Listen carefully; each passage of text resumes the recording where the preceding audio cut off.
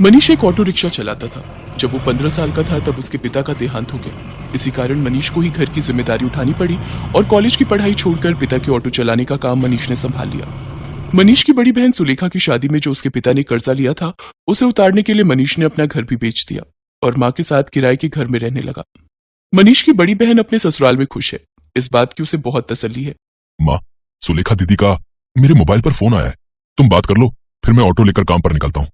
Hello Sulekha दीदी, ये लो माँ से बात करो। हाँ बेटी, अपना ध्यान रखा कर, खूब खाया पिया कर, इससे बच्चे की सेहत पर अच्छा असर होगा। अब बस यही इच्छा है कि जल्दी से मैं नानी बन जाऊं और मनीष मामा। हाँ वो तो है, अब मामी कहलवाने वाली बस आ जाए तो मैं सुकून से तीर्थ यात्रा पर निकल जाऊंगी। नहीं नहीं, अपने नाती पोतों को खिलाकर ही तीर्थ यात्रा पर जाऊंगी। माँ, बस मनीष के लिए अच्छी सी लड़की ढूंढ लो जो घर संभाल ले। माँ, मुझे देर हो रही है, बाद में बात कर लेना। अच्छा सुलेखा, मैं तेरे से बाद में बात करती हूँ, मनीष को देर हो रही है। मनीष ऑटो लेकर काम पर निकलता है। उसे पहले ही बहुत देर हो चुकी थी, पर रास्ते में जाम भी बहुत था। वो सवारी का इंतजार कर रहा था, तभी उसका एक साथी जो उसकी तरह ऑटो चलाता था, वो किसी लड़की से झगड़ रहा था। अरे देखिए मैडम, ऐसा थोड़ी होता है? जब आपने मुझे यहाँ छोड़ने के लिए पैसे तय किए हैं तो चुपचाप मेरे पैसे दे दो ना। भैया, मैंने आपको बोला ना, मेरा पर्स रास्ते में कहीं गिर गया, मेरा मोबाइल फोन भी उसी में है और सारे पैसे भी।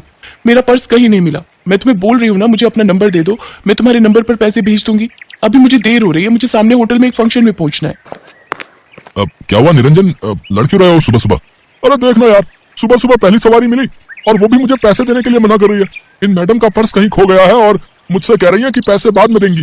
अरे ऐसा थोड़ी होता भाई। कोई बात नहीं निरंजन, कभी कभी किसी की परेशानी को भी समझना चाहिए।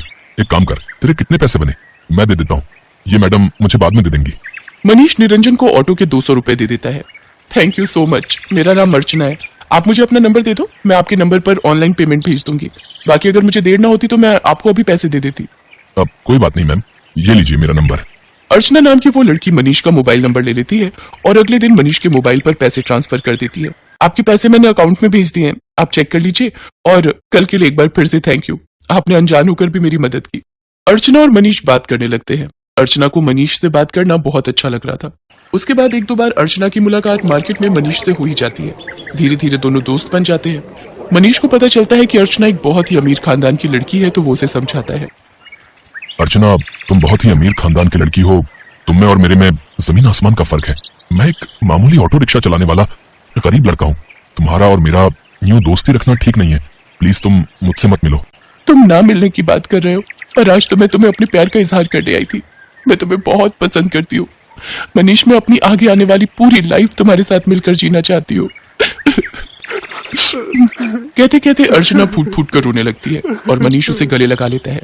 अर्चना अपने मम्मी पापा से इस बारे में बात करती है और जबरदस्ती मनीष से शादी करने के लिए मना लेती है। इधर मनीष भी अपनी माँ और बहन से इस बारे में बात करता है और एक शुभ मुहूर्त में दोनों की शादी हो जाती है। अर्चना का स्वभाव बहुत अच्छा था, उसे इस बात से कोई फर्क नहीं पड़ता था कि उसकी ससुराल गरीब है, ना ही उसने कभी इस बात की कोई शिकायत की। अर्चना, अब तुम मेरे साथ शादी करके खुश तो हो ना?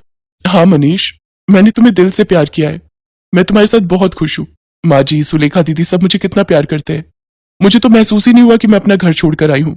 तभी अर्चना की सास भी आ जाती है। जीती रहो बहू, हम बहुत भाग्यशाली हैं कि इस घर को तुम्हारे जैसी बहू मिली। अर्चना भाभी, ये देखो, मैं आपके लिए नई साड़ी लाई हूँ, आज आप शाम को कीर्तन में यही पहनना। सुलेखा दीदी, ये साड़ी तो बहुत सुंदर है, ठीक है, पर एक शर्त पर, आज आप मुझे खुद तैयार करोगे, प्रॉमिस? अर्चना की बातें सुनकर सुलेखा की आंखों में आंसू आ जाते हैं। उसने कभी सोचा ही नहीं था कि उसे इतनी प्यारी भाभी से इतना प्यार और सम्मान मिलेगा। सचमुच कुछ ही दिनों में अर्चना ने सबके दिल में एक अलग जगह बना ली। अब तो अर्चना के बिना कोई भी नहीं रहता था। सुलेखा के बेटा पैदा होता है। इधर अर्चना भी गर्भवती हो जाती है। अर्चना के मां बनने के बारे में जब उसके मम्मी पापा को पता चलता है तो वो उसे मिलने के लिए उसके ससुराल आते हैं।